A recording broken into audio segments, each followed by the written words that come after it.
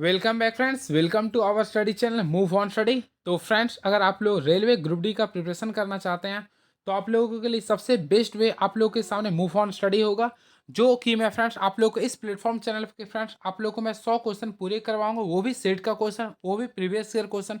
जिस टाइप्स का क्वेश्चन पूछा जाता है मैं आप लोग को बताऊंगा। इसमें आप लोग को मैथमेटिक्स का भी क्वेश्चन डिस्कस करूंगा, रीजनिंग का भी क्वेश्चन डिस्कस करूंगा, जीके जीएस का भी डिस्कस करूंगा, करंट अफेयर भी करूंगा, इसके साथ साथ साइंस का भी मैं पूरे का पूरे ऑपरेशन करूंगा। तो ये सारे एक में चार आप लोग को मिलने वाला है हमारे इस टेस्ट सीरीज से। ये अगर फ्रेंड्स आप लोग क्लास देखते हैं तो आप लोग सोच लीजिए आप लोग पूरे एग्जाम में हॉल में बैठे हुए हैं। तो बस स्टार्ट करता हूँ। First of all question is now. तो देखिए मैं किस टाइप से बताता हूँ, जरूर आप लोग देखिए। देखिए पहला क्वेश्चन आप लोग का रीजनिंग का क्वेश्चन है, जो कि लिख रहा है आप लोग का सभी बल्ले गेंद है। फिर सेकंड लिख रहा है सभी गेंद दस्ताने हैं। तो चलिए वेन डायग्राम का क्वेश्चन सॉल्व करते हैं। सबसे पहले बोल रहा है सभी बल्ले गेंद है। तो देखिए मैं मान लीजिए कि सभी बल्ले, तो फ्रेंड्स ये मान लीजिए सभी बल्ले है। ये क्या है? ये बल्ले है। तो सभी बल्ले के बारे में क्या देखिए बल्ले लिख दिया हूँ। यहाँ पे क्वेश्चन लिख रहा है, अगर आप लोग फोकस करना चाहते हैं तो ये सभी बल्ले गेंद है, तो ये क्या मानूंगा? गेंद है। तो फ्रेंड्स ये हम लोग मान लीजिए गेंद है। क्लियर है? सेकेंड लिख रहा है सभी गेंद दस्ताने है। तो चलिए सभी गेंद को हम लोग क्या मान लें? दस्ताने। तो चलिए इसको भी देख लेते हैं, यानी सभी गेंद को हम लोग दस्ताने मान लें। ये आप लोग का हो गया दस्ताने। चलिए अब देखते हैं अब हम लोग को क्वेश्चंस क्या पूछ रहा। क्वेश्चन पूछ रहा कुछ दस्ताने बल्ले हैं। तो फ्रेंड्स अगर आप लोग फोकस कीजिएगा तो देखिए क्या बोल रहा, कुछ दस्ताने बल्ले हैं। तो देखिए ये कुछ दस्ताने बल्ले आ रहे हैं, बिल्कुल देख रहे हैं। कुछ का भाग इसमें ही शामिल हो रहा था, पहला आप लोग का राइट होगा। क्लियर है? सभी बल्ले दस्ताने हैं, तो देखिए सभी बल्ले के अंदर ही दस्ताने आपका आ रहा, तो राइट आंसर दो भी होगा। यानी इसका जो राइट आंसर होगा निष्कर्ष वन और दो दोनों उपयुक्त होंगे। तो काफी अच्छे से इसका राइट आंसर लिख सकते हैं। ऑप्शन नंबर लिख सकते हैं, सी को क्लिक कर सकते हैं। क्लियर है? चलिए तो पहला वेन डायग्राम का क्वेश्चन था। सेकंड क्वेश्चन इज नाउ, यदि 10 को 25 14 लिखा जा सकता है, मेन को ऐसे लिखा जा सकता है। सबसे पहले हम लोग क्या करेंगे? 10 को लिखने का प्रयास करेंगे। देखिए TEN। अब 10 को अगर यहाँ देख रहे हैं तो क्या लिख रहा, तो 10 का यहाँ 20 लिख रहा, फिर 5 और ये 14 लिख रहा। आप लोग अल्फ़ाबेटिकल रीजनिंग में पढ़े होंगे तो ऑलरेडी आप लोग को पता है टी कितना में आता है, 20 में आता है T20। ई कितना में आता है 5 में, एन कितना था 14 में आता है। तो हम लोग यहाँ पे पूछ रहे हैं MEN का, तो ऑलरेडी फिर एम का क्या होता है 13 होता है, ई का क्या होता है 5 होता है, एन का क्या होता है 14। तो आप लोग 13 5 और 14 निकाल सकते हैं। तो ऑप्शन के अकॉर्डिंग अगर देखना चाहते हैं तो ऑप्शन नंबर सी को काफ़ी अच्छे से क्लिक कर सकते हैं। चलिए नेक्स्ट क्वेश्चन, नीचे दिए गए चित्रों में लुप्त संख्या को ज्ञात करना है। तो चलिए लुप्त संख्या को ज्ञात करते हैं। सबसे पहले अगर आप लोग को देखना होगा कहाँ पे लुप्त है ये। तो फ्रेंड देखिए आप लोग को लुप्त के बारे में पता करना है। देखिए यहाँ पे आप लोग को पता करना होगा, यहाँ पे ऑप्शन नंबर इसके अकॉर्डिंग देखिए यहाँ पे आप लोग को खाली था, मैं वन पुट कर। देखिए वन में अगर फोर को ऐड किए तो थ्री आएगा, फिर थ्री में सॉरी फोर में थ्री को ऐड किया सेवन आएगा।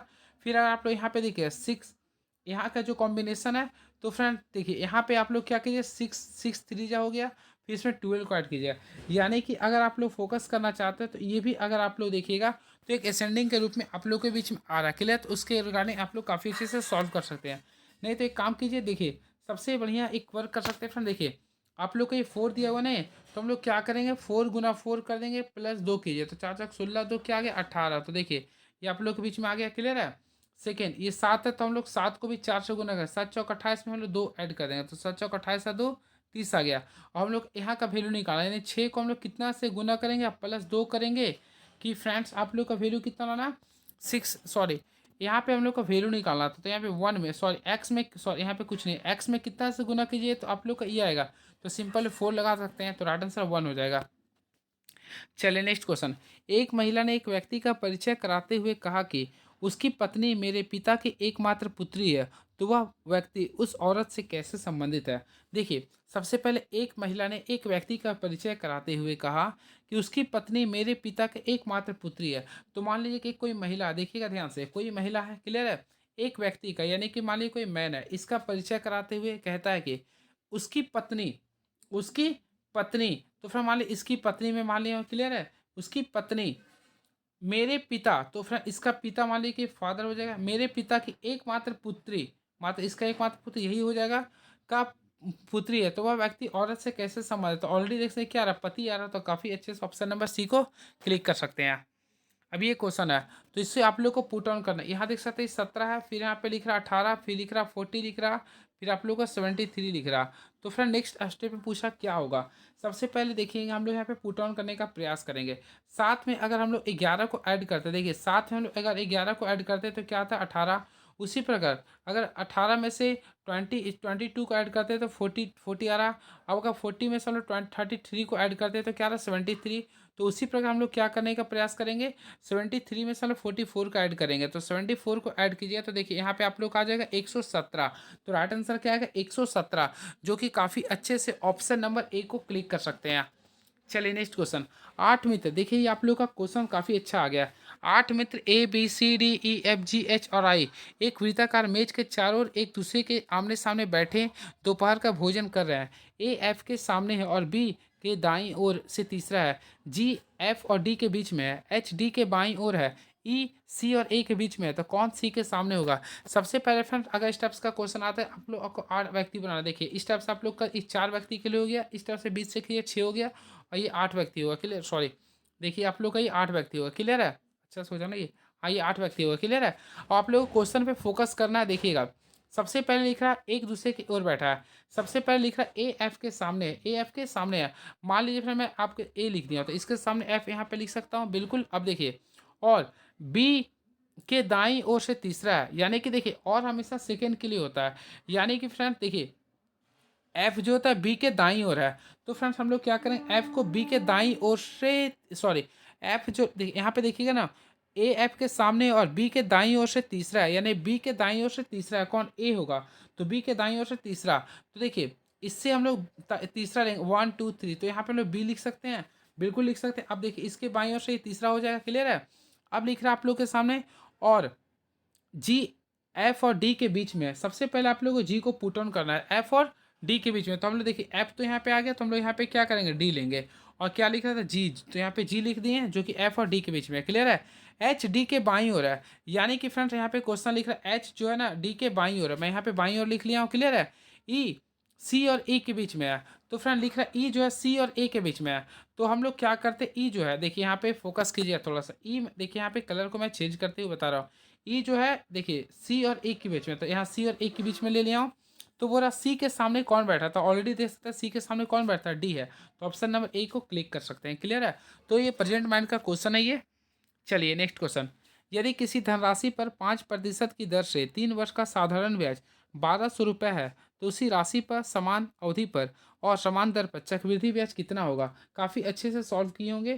तो फ्रेंड्स आप लोग क्या कीजिए, देखिए सबसे पहले 3 वर्ष के लिए बोल रहा है। क्लियर है, हम लोग क्या करते हैं, सबसे पहले यहाँ पे प्रिंसिपल देखिए यहाँ पे हम लोग निकालने का प्रयास करेंगे, एस आई निकालने का प्रयास करेंगे, प्रिंसिपल रेट निकालने का प्रयास करेंगे। तो ऑलरेडी देख सकते हैं सिंपल इंटरेस्ट का फॉर्मूला हम लोग पढ़े हैं बचपन से, पी आर टी बाई 100 होता है। तो यहाँ पे पी आर टी बाई 100 लिख दिए हैं। अगर आप लोग देखिए तो सिंपल इंटरेस्ट का वैल्यू दिया है 1200 रुपये। क्लियर है, पी आपको निकालना है। रेट अगर आप लोग देखें तो 5% था, टाइम कितना था, 3 वर्ष था। क्लियर है, बाई 100 कर दिए। अब आप लोग सॉल्व किए, 5 का पारा में 100 कितना 20 टाइम्स करेगा। अब यहाँ पे सॉल्व किया, 3 का टेबल में 1200 कितना बार में आएगा, तो ऑलरेडी आप लोग को पता 400 बार में आएगा। क्लियर है, तो पी का अगर वैल्यू निकालते तो काफ़ी अच्छे से आप लोग 8000 नहीं 8000 निकाल सकते हैं पी का वैल्यू। क्लियर है, और हम लोग को यहाँ पे क्या निकालना है, चक्रवृद्धि ब्याज निकालना है। तो फ्रेंड्स हम लोग क्या करेंगे, 3 वर्ष का चक्रवृद्धि ब्याज निकालेंगे। तो देखिए 5% रेट था ना, तो 5% को हम लोग क्या करें फ्रैक्शन में लाएंगे, तो 5/100 निकालेंगे, तो यानी इसका वैल्यू है 1/20। और हम लोग क्या करें 3 टाइम्स करेंगे, 20 को यहाँ पे 21 करेंगे। क्लियर है, इसी प्रकार फिर अगर वैल्यू निकालेंगे तो 20 को 21 करेंगे, फिर एक निकालेंगे 20 को 21 करेंगे, और हम लोग यहाँ से सॉल्व करेंगे। तो इसे सॉल्व किया तो 8000 आएगा, क्या आएगा 8000 आएगा। और उसी प्रकार हम लोग यानी कि 21 का करेंगे, तो 21 को 21 से गुना कीजिए 441, 441 को 21 से गुना कीजिए। तो फ्रेंड्स मैं देखता हूँ करके, थोड़ा सा मैं माइंड में स्किप कर रहा हूँ। तो देखिए 441 आ रहा है, 441 को भी 21 से गुना करेंगे, क्या आ रहा है 1 4 4 आ रहा। फिर ये आप लोग का 2 एकम 2 आ जाएगा, फिर 4 दूनी 8, 4 दूनी, यानी कि यहाँ से गुना कीजिए तो देखिए 9 आ जाएगा, फिर 9 यहाँ पे थोड़ा सा 4 दूनी, देखिए थोड़ा सा ध्यान दीजिएगा फ्रेंड। ओफो ओफो, सॉरी सॉरी, देखिए मैं थोड़ा सा मिस्टेक कर रहा हूँ। 41 को आप लोग 21 से गुना कीजिए, तो यहाँ पे गुना कीजिए तो 4 4 आ रहा है, ये आप लोग को यहाँ भी करना चाहिए। 4 हो गया, 4 दूनी 8, 4 दूनी 8। अब ऐड कीजिए तो काफ़ी 1 6 2 9 9 2 6 1 आ रहा। तो यहाँ पे हम लोग देखिए देखिए यहाँ पे 20 और यहाँ पे 21 का लिए थे, तो क्लियर है फ्रेंड। तो 20 का कितना था 2000 था, सॉरी 8000 था। तो 20 का वैल्यू हम लोग कितना लाए थे 8000 था, और इसका कितना था 9261 था। ऑलरेडी प्रिंसिपल रेट आपको सामने 8000 था, तो 8000 मैं लिख दिया हूँ। ये कितना गुना है, 1 टाइम्स गुना है। तो हम लोग इसको भी 1 टाइम्स गुना करेंगे तो कितना आएगा, 9261 आएगा। क्लियर है। अगर आप लोग देखना चाहते हैं तो बोला चक्रवृद्धि ब्याज कितना होगा, तो हम लोग क्या करें, अमाउंट में से प्रिंसिपल को घटा देंगे, तो इसको आप लोग माइनस कर दीजिए। तो सिंपल में 1621 यानी कि 1261 इसका राइट आंसर आएगा। तो ऑप्शन नंबर काफ़ी अच्छे से ऑप्शन नंबर ए को क्लिक कर सकते हैं। क्लियर है। चलिए अब देखना चाहते हैं नेक्स्ट क्वेश्चन हमारे बीच में क्या लिख रहा है। ये लिख रहा है एक उत्पाद की बिक्री पर हुआ लाभ प्रतिशत 25 है। यदि विक्रय मूल्य और क्रय मूल्य के मानों को परस्पर बदल दिया जाए तो कितने प्रतिशत की हानि होगी। सबसे पहले फ्रेंड्स अगर आप लोग फोकस करना चाहते हैं, इसे ऑरली क्वेश्चन था ये। वैसे मैं आप लोग बताना चाहता हूँ प्रॉफिट, अगर प्रॉफिट का परसेंट देखना है तो कितना लिख रहा है, 25% लिख रहा है। क्लियर है। तो 25% को फ्रैक्शन के रूप में लगे तो 1/4 आएगा। क्लियर है। इसमें देखिए 4 जो आप लोग के CP आ रहा और एक 1 रुपये क्या हो रहा, लाभ हो रहा था, यानी लाभ हो रहा नहीं कि SP में चल जाएगा, 1 रुपये आप लोग को एक्स्ट्रा के रूप में जाएगा। तो फ्रेंड बोल रहा एक दूसरे को परस्पर बदल देना है, तो सिंपल में बदल देना, तो आप लोग को प्रॉफिट 1 आ रहा। क्लियर है। और यानी कि लॉस कितने में आ रहा था, 5 से आ रहा, तो 5 कर देंगे इंटू 100 कर देंगे। अब सॉल्व किए, यानी 5 को 100 से गुना कितना आएगा, 20। तो सिंपल वे में 20% इसका राइट आंसर होगा। क्लियर है। तो काफ़ी इजी क्वेश्चन था और इसका जो राइट आंसर आएगा 20% डिस्काउंट आएगा, हाँ हानि आएगा, तो यानी ऑप्शन नंबर C को काफ़ी अच्छे से क्लिक कर सकते हैं। चलिए अब नेक्स्ट क्वेश्चन। एक टेस्ट में 10 बल्लेबाजों के प्राप्तांक 12, 22, 32, 41, 26, 30, 14, 11, 18 और 35 है। तो प्राप्तांकों की माध्यिका ज्ञात करें। फर्स्ट ऑफ ऑल फ्रेंड्स हम लोग क्या करेंगे, ये जो आप लोग का जो प्राप्तांक दिया इसे हम लोग असेंडिंग ऑर्डर में सजाने का प्रयास करते हैं। सबसे पहले असेंडिंग ऑर्डर में सजाए तो सबसे पहला छोटा लिख रहा है 11 लिख रहा, 11 के बाद देख रहे हैं तो 12 लिखेगा, 12 के बाद दिख रहा है आप लोग को 14 लिख रहा, 14 के बाद देखेंगे तो 18 लिख रहा, 18 के बाद दिख रहा है आप लोग का 22 लिख रहा, 22 के बाद आप लोग का 26 लिख रहा, फिर 26 के बाद आप लोग के सामने 30 लिख रहा, 30 के बाद आप लोग देखना चाहते हैं तो 32 लिख रहा, 32 के बाद दिख रहा आप लोग का 35 लिख रहा, फिर अगर देखना चाहते हैं तो 41 लिख रहा। क्लियर है। ये सारे आ गया। तो हम लोग एन का वैल्यू देखेंगे तो एन का वैल्यू टोटल 10 आ रहा। 10 क्या एक प्रकार का और इवन नंबर है, और हम लोग इवन नंबर का फॉर्मूला क्या होता है, तो देखिए इसी से सॉल्व कर देते हैं। देखिएगा तो माध्यिका में इवन नंबर का जो फार्मूला होता है, देखिए आप लोग ऑलरेडी पढ़े होंगे तो काफ़ी अच्छी बात है। माध्यक में इवन का फार्मूला होता है, देखिए सबसे पहले क्या कीजिए, n/2वां पद निकाले। देखिए n/2वां पद प्लस n/2 प्लस 1वां पद बाय हाफ कीजिएगा। तो फिर n का वैल्यू टोटल 10 था, तो 10 का हाफ किया तो 5वां पद प्लस 6ठा पद कीजिएगा बाय 2 कीजिएगा। तो फिर असेंडिंग ऑर्डर में जो आप लोग किए होंगे तो 5वां पद जो आया था आप लोग का 22 था और 6ठा पद जो था आप लोग का 26 था, सॉरी हाँ 26 था। अब उसको आप लोग 2 से डिवाइड कीजिएगा।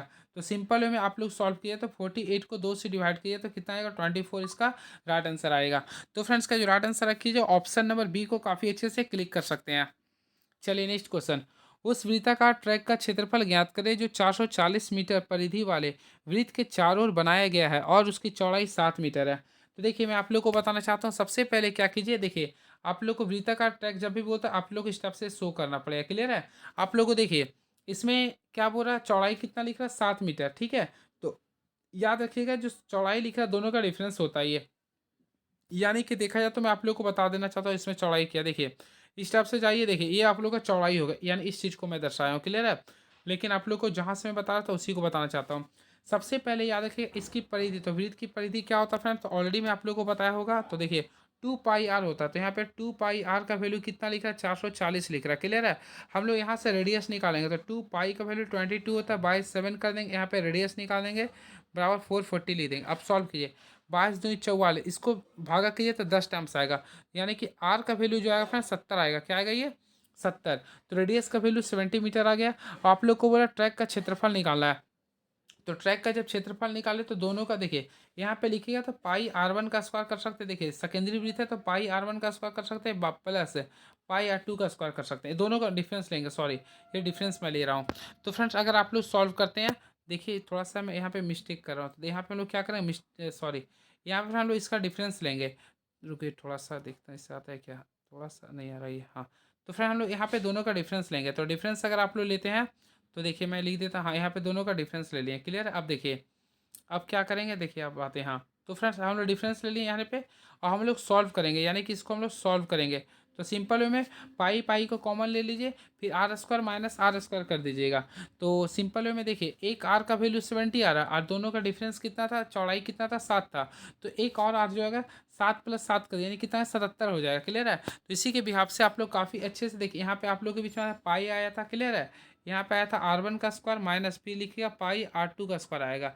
तो पाई का कॉमन ले इसका वैल्यू क्या होता है 22/7 आता है, फिर R1। तो फिर R का जो वैल्यू था शुरू में एक था 70 एक था 77 था, तो R1 माइनस R2 यानी 77 का स्क्वायर कर दीजिए माइनस 17 का स्क्वायर कर दीजिए ना, और आप लोग इसे सॉल्व कर दीजिएगा। तो इसे सॉल्व किया तो 32 34 है, तो 32 34 मीटर स्क्वायर इसका राइट आंसर होगा। क्लियर है। तो फ्रेंड राइट आंसर अगर देखना चाहते हैं तो ऑप्शन नंबर डी को काफ़ी अच्छे से क्लिक कर सकते हैं, यानी option number D is the right answer. Clear है। चलिए और हम नेक्स्ट क्वेश्चन की ओर मूव ऑन करना चाहते हैं, देखते हैं क्या लिख रहा है। एक व्यक्ति की 1/7 एक दूसरी संख्या के 2/5 के बराबर है, तो पहली संख्या दूसरी संख्या का अनुपात क्या होगा। देखिए क्वेश्चन, एक संख्या का 1/7, तो यानी मान लो एक संख्या ए है, इसका 1/7। क्लियर है। एक दूसरी संख्या के 2/5 यानी दूसरी संख्या मान लो बी के 2/5 के बराबर है, तो पहली संख्या दूसरी संख्या का अनुपात क्या होगा। काफ़ी अच्छे से बना सकते हैं फ्रेंड। ए बाय बी अगर आप लोग निकालते हैं तो इसका रेशियो करेंगे 14/5 लिखिएगा, 14/5 यानी ऑप्शन नंबर ए को क्लिक कर सकते हैं। चलिए, घर्षणहीन क्षैतिज स्तर पर चलती हुई किसी वस्तु की ऊर्जा नियत रहती है क्योंकि, तो मैं आप लोगों को बताना चाहता हूँ घर्षण रहित क्षैतिज तल पर चलती हुई किसी वस्तु की ऊर्जा नियत रहती है क्योंकि वेग और द्रव्यमान दोनों क्या होता है कांस्टेंट होती है, यानी नियत रहती है। तो right answer option number C को काफ़ी अच्छे से क्लिक कर सकते हैं, यानी ऑप्शन नंबर सी होगा। ऑलरेडी फ्रेंड्स आप लोग को पता होगा वेग में चलने वाले एम द्रव्यमान के किसी पिंड का जो गतिज ऊर्जा होता है वो हाफ एम बी स्क्वायर होता है। क्या होता है ये हाफ एम बी स्क्वायर होता है। क्लियर है। और घर्षण बल एक आरोपित बल की दिशा के विपरीत बल की दिशा में हमेशा कार्य करता है। इसके साथ साथ फ्रेंड्स आप लोग याद रखिएगा घर्षण बल अभिलंब बल के समानुपाती होते हैं, यानी F is directly proportional to R होता है। इस चीज़ को भी आप लोग को ध्यान में रखना पड़ेगा। क्लियर है। चलिए अब नेक्स्ट क्वेश्चन देखते हैं क्या लिख रहा है। एक अवतल दर्पण इसके सामने 5 सेंटीमीटर की दूरी पर रखी गई है, वस्तु का 3 गुना आवर्धित वास्तविक प्रतिबिंब उत्पन्न करता है, प्रतिबिंब दर्पण के सामने कितनी दूरी पे है। तो देखिए मैं आप लोग को बताना चाहता हूँ, सबसे पहले आप लोग देखिए, सबसे पहले फिर अगर देखना चाहते हैं यू, तो यहाँ पे यू का वैल्यू देखिएगा, तो यू का वैल्यू 5 सेंटीमीटर दूरी पे तो ना माइनस में लेंगे क्योंकि अवतल दर्पण हमेशा माइनस होता है। फिर यहाँ पे देखिएगा 3 गुना आवर्धित है, यानी कि फ्रेंड्स आप लोग सिंपल वे में आप लोग क्या कीजिए आवर्धन का वैल्यू दिया तो एम का वैल्यू दिया 3 दिया। क्लियर है। तो हम लोग ऑलरेडी आप लोग जानते हैं एम का फार्मूला क्या होता है -v/u होता है। क्लियर। आप इसी फार्मूला के अनुसार बना सकते हैं। तो देखिए एम का वैल्यू अगर देखना चाहते हैं कितना था 3 था। क्लियर। अब माइनस भी का वैल्यू ऑलरेडी आप लोग देख रहे हैं तो कितना था 5 था। क्लियर है। और यू का आप लोग को निकालना था, सॉरी यहाँ पे अनुसार आप लोग को निकालना था। तो देखिए आप लोग इस फार्मूला को याद कीजिए -v/u होता है। क्लियर है। अब देखिए यहाँ पे हम लोग सबसे पहले एम का वैल्यू कितना लिखा 3 गुना, तो मैं 3 लिख दिया हूँ। भी आप लोग को निकालना था, भी रहने दिया। यू यू का ऑलरेडी आप लोग देख रहे हैं 5 सेंटीमीटर था, मैं 5 कर दिया। क्लियर। ऑलरेडी ये माइनस में होता है। तो देखिए भी का वैल्यू अगर निकालिए तो -15 सेंटीमीटर आएगा, यानी कि इसका जो राइट आंसर आएगा 15 सेंटीमीटर। ऑप्शन नंबर डी को क्लिक कर सकते हैं। ये फार्मूला याद कर लिए एम बराबर होता है v/u होता है। ये दर्पण के लिए माइनस में होता है और लेंस के लिए प्लस में होता है। चलिए, यदि 3 एम्पियर की धारा 1 मिनट के लिए प्रवाहित होती है तो इसमें कितने समय में धारा आवेशित होगी। सबसे पहले फ्रेंड्स आप लोग को छांटना पड़े। देखिए एम्पियर यानी विद्युत करंट कितना लिख रहा है 3 एम्पियर यानी 3A लिख दिया।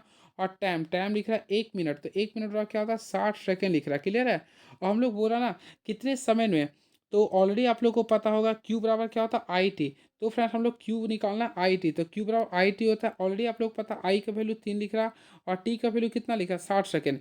तो हम लोग 3 को 60 से गुना करेंगे क्या होगा 180, और इसका ऐसे मतलब क्या होता है कूलम। तो काफ़ी अच्छे से ऑप्शन नंबर बी को क्लिक कर सकते हैं, यानी 180 coulomb is the right answer. Next question, यदि किसी ध्वनि तरंग की आवृत्ति 50 हर्ट्ज है तो इसकी आवर्तकाल क्या होगा। सबसे पहले फ्रेंड्स ऑलरेडी आप लोग को पता होगा फ्रीक्वेंसी जो होता है आवर्तकाल के विपरीत होता है, यानी frequency is the inverse of time period. तो सबसे पहले देखिए फ्रीक्वेंसी को एन से डिनोटेट करते हैं, ये कितना दे रहा है 50 हर्ट्ज लिख रहा है। क्लियर है।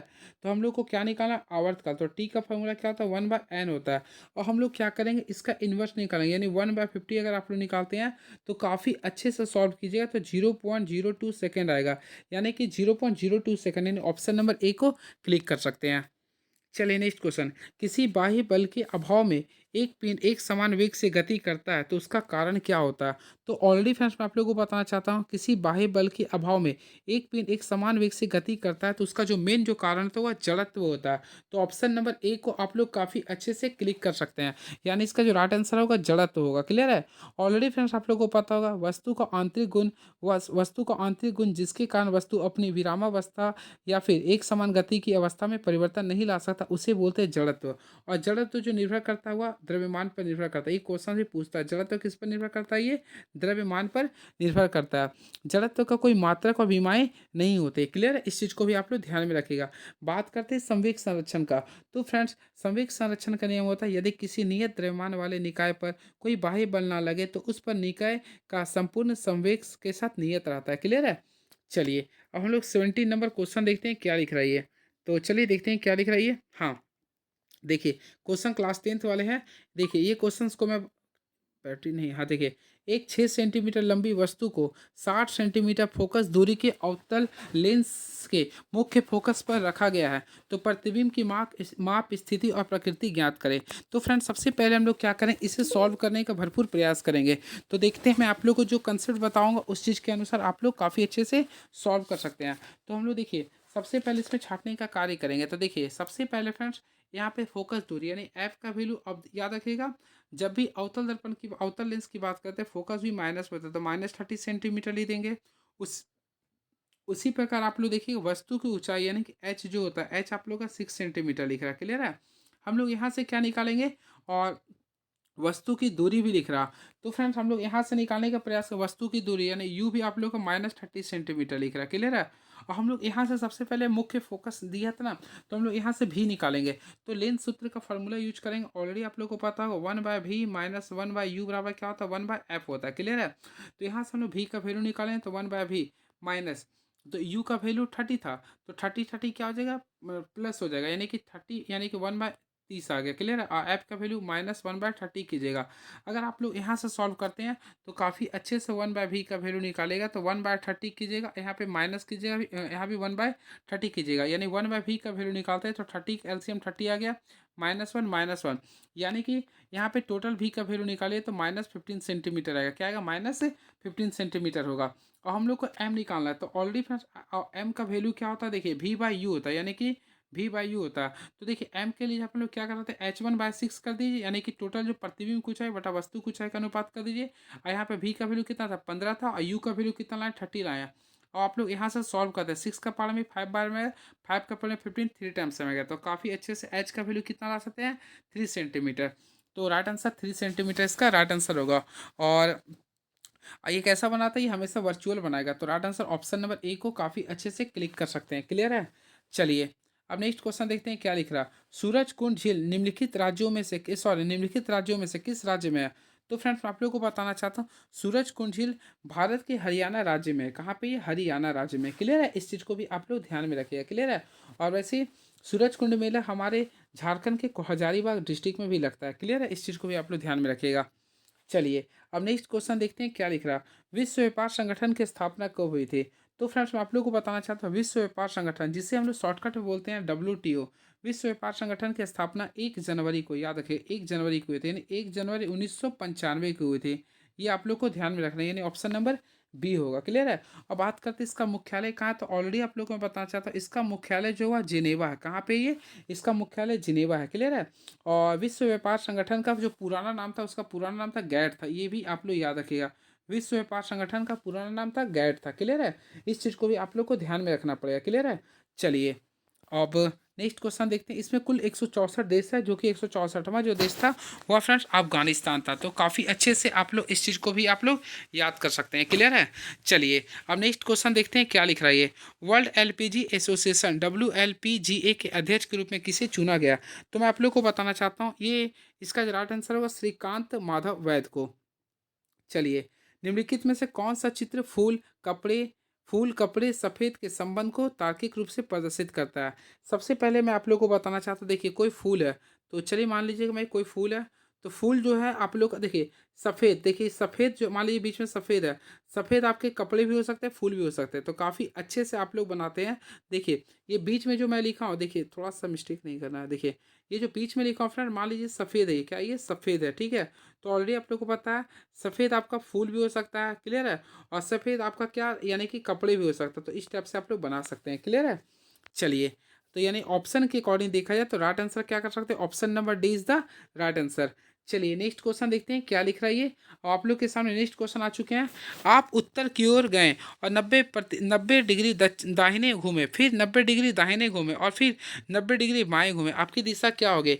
तो इसके लिए मैं आप लोग को बताना चाहता हूँ ट्रिक क्या कीजिए। देखिए सबसे पहले अगर आप लोग को लिख स्टेप्स का क्वेश्चन आता है तो आप लोग एक ही कार्य कीजिए। देखिए सबसे पहले लेफ्ट, देखिए दाहिनी ओर यानी कि लेफ्ट साइड कितना बार घूम रहे हैं, लेफ्ट साइड घूम रहे हैं, सॉरी दाहिनी यानी बायां, तो फिर इंग्लिश में भूल गया। देखिए सबसे पहले राइट साइड देखें तो राइट कितना बार हो रहा है, एक देखिए राइट एक 90 डिग्री ले रहे हैं, फिर एक बार हम लोग 90 डिग्री लिख रहे हैं यानी 2 बार आ गया। और लेफ्ट कितना बार हो रहा है 90, तो हम लोग क्या करते हैं 90 को ऐड किए यानी 180 आ रहा, यहाँ पे 90 है, तो दोनों का डिफरेंस लेंगे तो 180 को 90 में से माइनस करें कितना आ गया 90। तो यहाँ पे हम लोग 90 डिग्री तो एंगल आ रहा, लेकिन आप लोग को सबसे पहले बोला था आप उत्तर की ओर गए, अब उत्तर से आप लोगों को क्या करना है 90 डिग्री को खींचना है। तो उत्तर से आप लोग को 90 डिग्री का खींचेगा तो इस टाइप से आप लोग को आएगा, जो कि कौन सा दिशा दे रहे हैं पूर्व। तो ऑप्शन नंबर सी को काफ़ी अच्छे से क्लिक कर सकते हैं। क्लियर है। सबसे पहले क्या कीजिएगा, जो चाहे दाहिना हो या बायां दोनों को ऐड कर दिया। देखिए दाहिना 2 बार था तो 90 था, तो 90 को ऐड किया कितना आया था 180 आया था। उसी प्रकार आप लोग एक बार बायां लिख रहा था तो बायां जो रहेगा आप लोग उससे घटा दीजिए, तो 180 में से 90 को घटाएंगे क्या आएगा 90 आएगा। क्लियर है। अब जो शुरू दिशा में जाते हैं यानी उत्तर दिशा में गए थे, तो अब यहाँ से आप लोग को 90 डिग्री जो है आप लोग को बाएं लेना, तो सिंपल स्टेप से आप सॉरी दाएं लेना, तो यहाँ से हम लोग दाएं घुमा दिए तो 90 ये आप लोग का आ गया पूरा। तो काफ़ी अच्छे से ऑप्शन नंबर सी को क्लिक कर सकते थे। चलिए दी गई आकृति को जारी रखते हुए आकृति का चयन करें। तो फ्रेंड्स ये क्वेश्चन आप लोग को देख सकते हैं, इसमें आप लोग ऑप्शन नंबर डी को क्लिक कर सकते हैं। काफ़ी इजी क्वेश्चन है ये। देखिए निम्न शब्द प्रिस्क्राइब शब्द पर आधारित है, कौन सा सुमेलित नहीं है।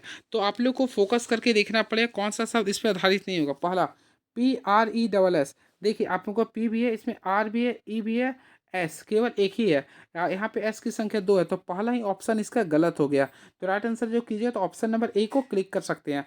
बात करते हैं सेकंड का। देखिए P भी आप लोग का, I भी है, फिर E भी आप लोग का रहा, फिर C भी है और फिर देखिए E, तो सेकंड तो फॉलो कर रहा, तो इसलिए आप लोग ऑप्शन नंबर 1 को क्लिक कर दीजिए।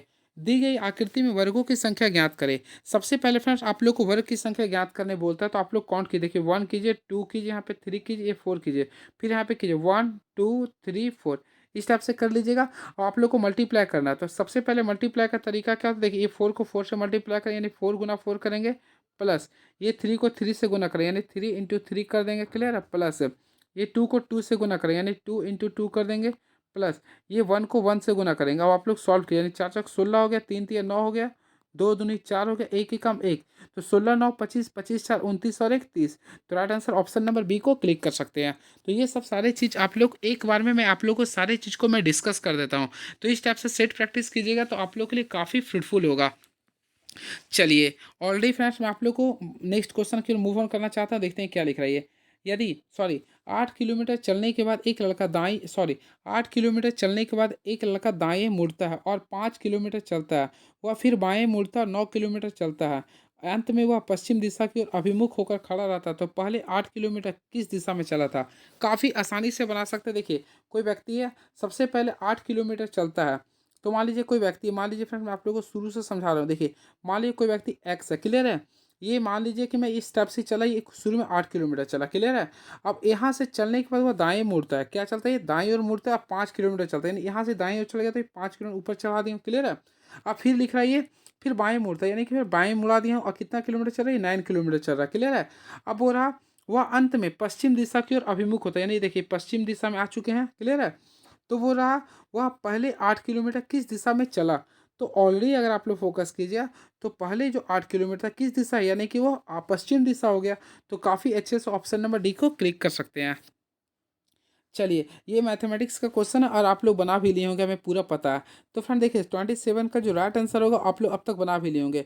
तो फ्रेंड देखिए इसमें क्या होगा, इसका राइट आंसर अगर आप लोग बनाइए, देखिए आप लोग को मैं बताना चाहता हूँ ये 2 प्लस है, 2 प्लस ठीक है। और देखिए यहाँ पे अंडर रूट है, फिर 2 है, फिर प्लस कर दिए अंडर रूट 2 प्लस, ये डॉट डॉट चल रहा।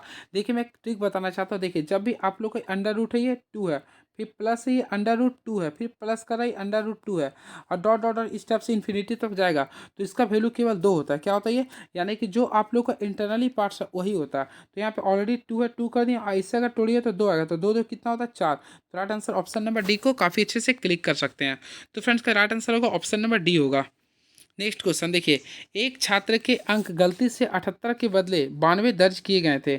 इसके कारण कक्षा के औसत अंकों में आधे की वृद्धि हो गई। तो कक्षा में छात्रों की संख्या कितनी थी?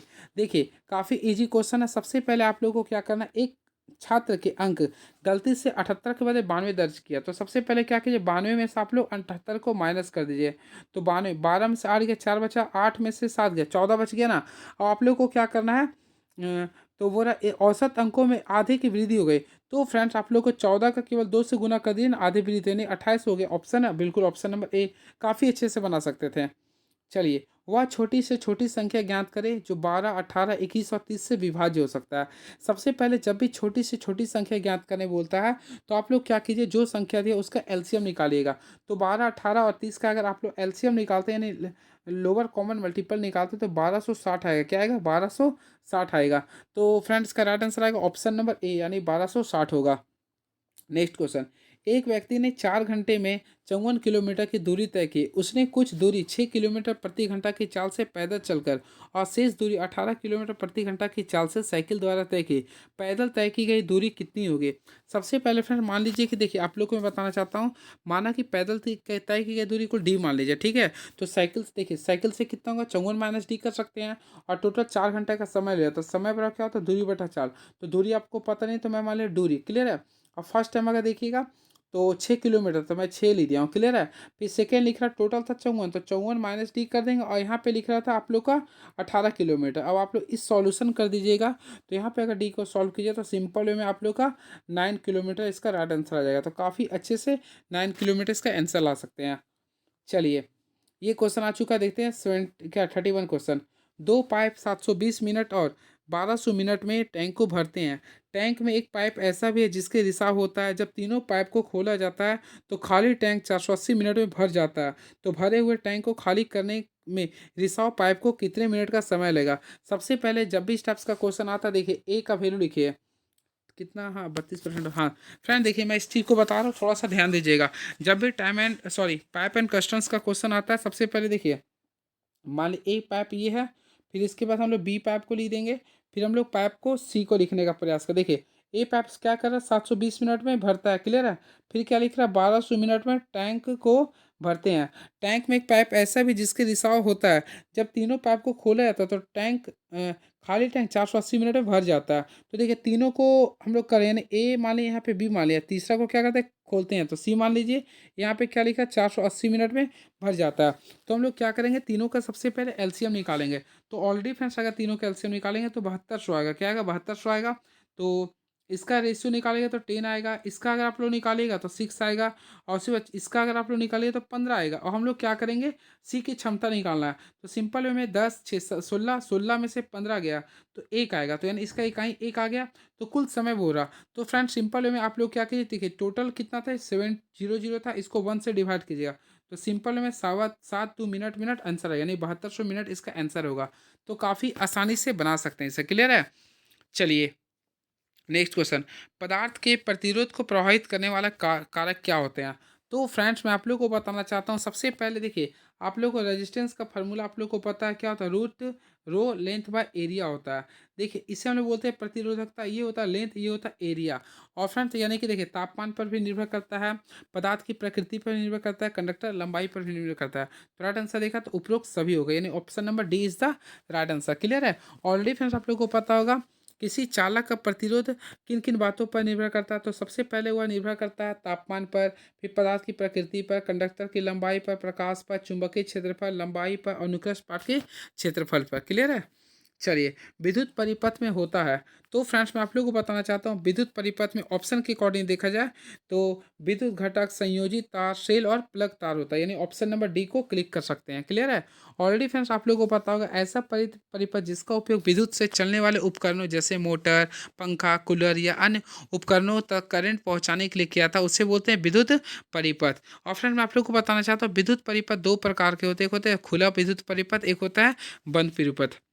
चलिए, एक गेंद ऊंचाई h पर विराम की स्थिति से फर्श पर गिरती है, तो ऊंचाई h/4 तक वापस उछलती है, तो गेंद और फर्श के बीच वो प्रतिवाचन गुणांक क्या होगा? ये क्वेश्चन को फ्रेंड्स मैं आप लोगों को बताना चाहता हूँ, इसके लिए एक ट्रिक होता है। सबसे पहले बताना चाहता हूँ, जब भी इस टाइप्स का क्वेश्चन पढ़िएगा तो आप लोग को रेस्ट्रिक्शन का क्वेश्चन पता करना पड़ेगा, यानी कि गुणांक का जो ई का जो फार्मूला होता है, गेंद का टकराने के बाद का ऊंचाई, देखिए गेंद के टकराने के बाद का ऊंचाई बटा गेंद की प्रारंभिक ऊंचाई। तो देखिए एक था एच था, क्लियर है, और यहाँ पे देखिए तो 4h आया, क्लियर है, एच एच कैंसिल हो गया। तो फ्रेंड अंडर रूट 1/4 आ रहा है, 1/4 को तोड़िएगा तो 1/2 आएगा, यानी ऑप्शन नंबर डी को काफ़ी अच्छे से सॉल्व कर सकते हैं, क्लियर है। चलिए अब नेक्स्ट क्वेश्चन देखते हैं क्या लिख रहा है ये। तो यहाँ पे लिख रहा, वायु का वह अधिकतम मात्रा जो अधिकतम अंतः श्वसन प्रभाव के बाद निष्कासित हो की जा सकती क्या कहलाती है। तो ऑलरेडी फ्रेंड्स आप लोगों को मैं बताना चाहता हूँ, इसका जो राइट आंसर होगा फेफड़ों का आयतन होगा, फेफड़ों का आयतन होगा, क्लियर है। और वायु की वह अधिकतम मात्रा जो अधिकतम अंतः श्वसन प्रभाव के बाद निष्कासित की जा सकती है वह फेफड़ों का आयतन कहलाती है, क्लियर है। और मैं आप लोग को बताना चाहता हूँ, मनुष्य के हृदय कुल 4 कोष्ठक का होता है। कितने कोष्ठक का होता है? 4 कोष्ठक का होता है। ये भी आप लोग को ध्यान में रखिएगा, क्लियर है। ऑलरेडी फ्रेंड्स आप लोग को बताना चाहता हूँ मनुष्य जब नाइट्रोजन 78% लेते हैं तो 78% छोड़ते भी हैं, क्लियर है। और 21% ऑक्सीजन लेते हैं तो 17% छोड़ते हैं। और 0.03% CO2 लेते हैं तो 4% छोड़ते हैं। ये भी कॉम्बिनेशन क्वेश्चन में आता है। चलिए अब नेक्स्ट क्वेश्चन देखते हैं क्या लिख रहा है ये, कि क्या लिख रहा है, किस फाइलम के जंतु के शरीर में उत्तक विद्यमान नहीं होते। काफ़ी अच्छा क्वेश्चन है ये। तो फ्रेंड्स मैं आप लोगों को बताना चाहता हूँ, इसका जो राइट आंसर होगा सिलेंट्रेटा। देखिए सिलेंट्रेटा, देखिए क्वेश्चन क्या लिख रहा है, किस फाइलम के जंतु के शरीर में उत्तक विद्यमान नहीं होते हैं। तो ऑप्शन के अकॉर्डिंग होगा सिलेंट्रेटा। सिलेंट्रेटा फाइलम के तंतु में शरीर के उत्तक विद्यमान नहीं होते, क्लियर है। सिलेंट्रेटा संघ के प्राणियों के शरीर 2 स्तरों का बना होता है। इस चीज़ को भी आप लोग को ध्यान में रखना पड़ेगा, क्लियर है। और इसके एग्जाम्पल लिख सकते हैं आप लोग, साइकन लिख सकते हैं, लिकोसीमिया लिख सकते हैं, स्पॉन्जिला लिख सकते हैं। तो ये सारी चीज़ों को आप लोग एग्जाम्पल लिख सकते हैं, क्लियर है। चलिए और फ्रेंड पॉरीफेरा समुदाय के जंतुओं के शरीर में छोटे छोटे अनेक छिद्र होते हैं, क्लियर है। चलिए इसमें छिद्र होते हैं। एनीलिडा के एग्जाम्पल केंचुआ लिख सकते हैं, क्लियर है। चलिए मानव श्रवण के लिए किस भाग में प्राप्त ध्वनि के अनुसार कंपन होता है। काफ़ी अच्छा क्वेश्चन है ये। तो फ्रेंड्स मैं आप लोग को बताना चाहता हूँ, मानव कान में कनपट्टी झिल्ली भाग में प्राप्त ध्वनि के अनुसार कंपन होता है। तो राइट आंसर अगर देखा तो ऑप्शन नंबर डी को क्लिक कर सकते हैं, यानी कनपट्टी झिल्ली के द्वारा होता है, क्लियर है। चलिए अब बात करना चाहते हैं, देखिए इसके बारे में कुछ एक्स्ट्रा फैक्ट्स बताता हूँ। यह समस्या यूटेस्पियन ट्यूब नलिका के साथ साथ कर्णपट्टी झिल्ली और भीतरी कान के बीच में भी होती है, क्लियर है। अब आप लोग को बताना, देखिए क्वेश्चन बीपीएससी का टायर 3.0 में आया था। शरीर संतुलन, देखिए शरीर संतुलन से संबंधित जो आपके शरीर का जो वर्क होता है, यानी शरीर संतुलन से संबंधित संविधान जो होता है वह अंतःकरण में स्थित होता है। यानी आपके शरीर में जो बैलेंस करने का जो कार्य करता है वह कान, यानी कि क्वेश्चन आता है आपके शरीर का कौन सा सब पार्ट है जो बैलेंस करने का कार्य करता है। तो मैं आप लोग को बताऊं, सबसे पहले कान को याद करिए, कर्ण को भी याद कर लीजिए, साथ साथ सेरेबलम, ये दोनों क्वेश्चन होता है, क्लियर। यानी सेरेबलम और कान, ये दोनों आपके शरीर को बैलेंस करने का कार्य करता है, क्लियर है। इसके साथ साथ फ्रेंड कान का कर्णपाली भाग ध्वनि तरंगों को एकत्रित करता है। कान की पिन्ना पेशी अवशेषी अंग के रूप में जानी जाती है। और सबसे छोटी अस्थि स्टेपिज कर्ण को मध्य कर्ण के भाग में पाई जाती है, क्लियर। इस चीज़ को भी आप लोग को ध्यान में रखना पड़ेगा। बंगाल में तत्बोधिनी सभा की स्थापना किसने की थी। काफ़ी फेमस क्वेश्चन है ये। तो ऑलरेडी आप लोगों को मैं बताया था, बंगाल में तत्बोधिनी सभा की स्थापना देवेंद्र नाथ टैगोर, यानी कि राइट आंसर कीजिए, ऑप्शन नंबर ए को क्लिक कर सकते हैं, देवेंद्र नाथ टैगोर ने किया था, क्लियर है। वही बात करना चाहते हैं, देखिए बात करना चाहते हैं फ्रेंड्स, देखिए राजा राम मोहन राय के पश्चात ब्रह्मा समाज का नेतृत्व देवेंद्र नाथ टैगोर ने किया था, क्लियर है। वही फ्रेंड बात करते हैं तत्बोधिनी सभा का। तो तत्बोधिनी सभा का देखिए तत्बोधिनी सभा 1839 में बनाई गई थी, क्लियर है। और इसे 1842 में ब्रह्मा समाज में मिला दिया गया था। इस चीज़ को भी आप लोग को ध्यान में रखना पड़ेगा, क्लियर है। चलिए बात करते हैं अरविंदो घोष का। तो फ्रेंड ऑलरेडी आप लोगों को पता है अरविंदो घोष का जो आश्रम है वह कहाँ पे, पुडुचेरी में, क्लियर है। चलिए नेक्स्ट क्वेश्चन, जैव विविधता दिवस कब मनाया जाता है। अगर आप लोग कल का क्लास मेरा देखे होंगे तो मैं आप लोग को बताया था, जैव विविधता दिवस प्रत्येक वर्ष 22 मई को मनाया था। कब मनाते हैं? 22 मई को मनाते हैं, क्लियर है।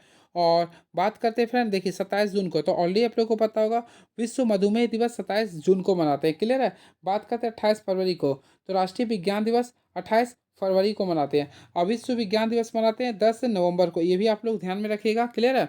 और राष्ट्रीय मधुमेह दिवस 14 नवंबर को मनाते हैं। वही 30 जनवरी को शहीद दिवस मनाते हैं। चलिए नीरज चोपड़ा ने कितने मीटर भाला फेंककर स्वर्ण पदक पर कब्जा किया था। काफ़ी फेमस क्वेश्चन था ये। तो फ्रेंड्स मैं आप लोग को बताना चाहता हूँ, नीरज चोपड़ा ने 87.58 मीटर भाला फेंककर स्वर्ण पदक को जीता था। राइट आंसर होगा 87.58 मीटर। चलिए इस क्वेश्चन को मैं स्किप कर रहा हूँ। चलिए, एक निश्चित कुट भाषा में ब्रेथ को HTEARB के रूप में लिखा जाता है। तो फ्रेंड्स, अगर आप लोग फोकस करना चाहते हो, देखिए आप लोग सिंपल वे में देखिए अपोजिट कर दिया। देखिए बी को सबसे पहले लास्ट में कर दिया, उसी प्रकार एच यहाँ पे कर रहा, ई लिख रहा, ए लिख रहा, टी लिख रहा, एच इस प्रकार लिख रहा। तो आप लोग को यहाँ पे फोकस अगर करते हैं तो सिंपल वे में आप लोग को यहाँ पे ब्रोकन बोल रहा, क्या लिख रहा है ये ब्रोकन, BROKEN। आप लोग को अपोजिट करना था। तो चलिए मैं अपोजिट का था, सबसे पहले यहाँ पे क्या करें, एन लिखेंगे, फिर आप लोग क्या कीजिए ई कीजिएगा, फिर आप लोग के कर सकते हैं, ओ कीजिएगा, आर कीजिएगा, फिर बी कर लीजिएगा। तो NEKORB यानी ऑप्शन नंबर बी को क्लिक कर सकते हैं। क्लियर है। चलिए, यदि 50 मिनट पहले 4:45 बज रहा था तो 6 बजने में कितने मिनट शेष है। तो ये तो प्रेजेंट माइंड का क्वेश्चन है। सबसे पहले देखिए क्या लिख रहा, यदि 50 मिनट पहले 4:45 बज रहा था, तो 50 मिनट पहले 4:45 यानी कि देखिए 4:45 बोल रहा था 50 मिनट पहले। तो इसे सॉल्व कीजिएगा तो यानी 5:35 में बोल रहा था। जब भी पहले वो देखिए, मैं आप लोगों को तरीका बताता हूँ, देखिएगा। जब भी पहले की बात करते हैं तो आप लोग को वर्तमान समय निकालने के लिए क्या करिए, उसमें ऐड कर दीजिएगा। यानी कि देखिए 4:45 था और हम लोग इसमें पहले बोला था, हम लोग प्लस कर देंगे। तो इसे सॉल्व कीजिएगा तो यानी 5:35 आ रहा है, कितना आ रहा है 35 मिनट। तो यहाँ बोला 6 बजने में कितना कितने मिनट शेष है। तो हम लोग सिंपल वे में 6 बजने के लिए क्या करेंगे, 5:35 को माइनस कर देंगे। तो ऑलरेडी देखिएगा तो 25 मिनट आपका बची बाकी रहेगा।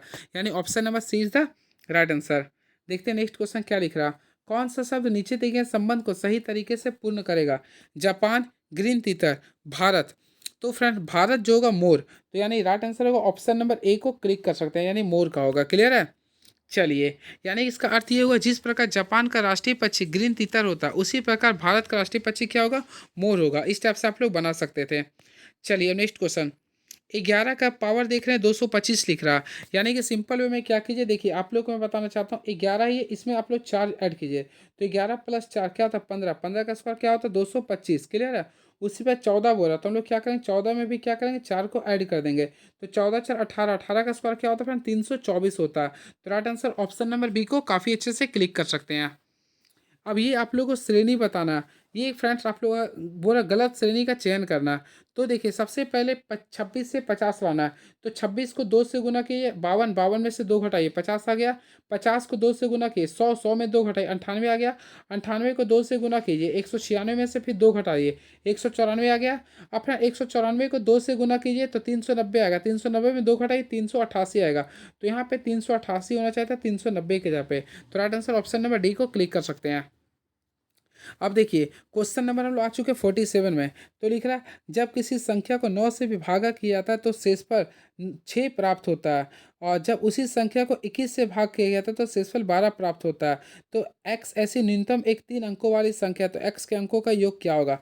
तो फ्रेंड देखिए जब इस टाइप्स का क्वेश्चन आता है तो देखिए मैं प्रबल सर से सीखा था, मैं बताता हूँ। देखिए इस टाइप से मैं बताना चाहता हूँ, 9 से भागा दे रहे हैं और शेषफल 6 आ रहा, फिर कितना से भागा था 21 से दे रहा है। तो यहाँ पे हम 1 लिख देंगे। क्लियर। यहाँ पे भी 6 लिख देंगे और इसमें शेषफल लिख रहा 12। सॉल्व कीजिए तो देखिए 21 को 1 से गुना किया 21 रहा, 21 और प्लस 2 यानी कि 33 आ गया। अब 9 को 33 से गुना किया तो यानी 9 3 27 हो गया। 9 3 27 तो 29 यानी 297 आ गया प्लस 6, 297 6 को जोड़िए तो सिंपल वे में 303 आ रहा है। क्या रहा है ये 303। अब इसको ऐड कीजिए, नहीं इस टाइप से तो नहीं बन रहा, तो शायद मेरे से ही मिस्टेक हो रहा है। इस टाइप से ही बनाया जाता था, देखता हूँ अगर आ गया तो ठीक है, नहीं तो मैं नेक्स्ट विधि से बता दूंगा। सबसे पहले फ्रेंड मैं क्या करता हूँ, देखिए 9 से भाग दे रहा है तो शेषफल 6 आ रहा था। क्लियर है। फिर लिख रहा है आप लोग को 21 से भाग देने पर शेषफल 12। तो यहाँ पे 1 लीजिए, 12 कम 12, 6 कम 6 या 12 कितना होता है 18। यहाँ 18 लिख दिए। फिर 9 को 18 से गुना कीजिए तो 18 को अगर 9 से गुना कीजिए तो 162 आएगा। 162 में फ्रेंड्स आप लोग को 21 को ऐड करना है तो सिंपल में कितना आएगा 183 आएगा। अब 183 8 3 11 एक 8 3 11 12, 12 ऑप्शन में नहीं है। तो ये कंफ्यूज मैं कर रहा हूँ फ्रेंड, मैं इसको नेक्स्ट वीडियो में बता दूंगा क्या होगा। क्लियर है। चलिए, उस समांतर चतुर्भुज का क्षेत्रफल क्या होगा जिसका आधार 7.2 सेंटीमीटर और सम्मुख भुजा के आधार का लंब 3.2 सेंटीमीटर है। तो देखिए सबसे पहले आप लोग को पता होगा समांतर चतुर्भुज का जो क्षेत्रफल होता है वो आधार गुना ऊंचाई होता है। क्या होता है ये आधार गुना ऊंचाई होता है। तो हम लोग इसका जो लिख सकते हैं आधार गुना ऊंचाई। सबसे पहले इसका आधार देख सकते हैं क्या लिख रहा है 7.2 लिख रहा, और ऊंचाई को अगर आप लोग फोकस करते हैं तो 3.2 लिख रहा। क्लियर है। और हम लोग इसको गुना करेंगे तो देख सकते हैं 23 पॉइंट क्या आएगा 0.4 आएगा। तो इसका जो जो राइट आंसर आएगा 23.04 वर्ग सेंटीमीटर। यानी ऑप्शन के अकॉर्डिंग देखिएगा तो ऑप्शन नंबर ए को क्लिक कर सकते हैं। यानी इसका जो राइट आंसर आएगा option number A is the right answer. चलिए नेक्स्ट क्वेश्चन हम लोग देखते हैं क्या लिख रहा है ये। तो फ्रेंड्स हम लोग नेक्स्ट क्वेश्चन देखते हैं क्या लिख रहा है ये। 420 का 4/7 हिस्सा 200 के 3/5वें हिस्से से कितना अधिक है। तो सिंपल वे में आप लोग को बताना चाहता हूँ। देखिए क्या लिखा है, 420 का 4/7वां हिस्सा, क्लियर है, ये आगे सॉल्व कीजिए। फिर लिखा है 200 का, यानी 200 का 3/5 के हिस्से से कितने अधिक है। सबसे पहले 7 का पावर में 420 कितना टाइम्स आएगा, 60 टाइम्स में। अब 60 को 4 से मल्टीप्लाई की कितना, 240 आ गया।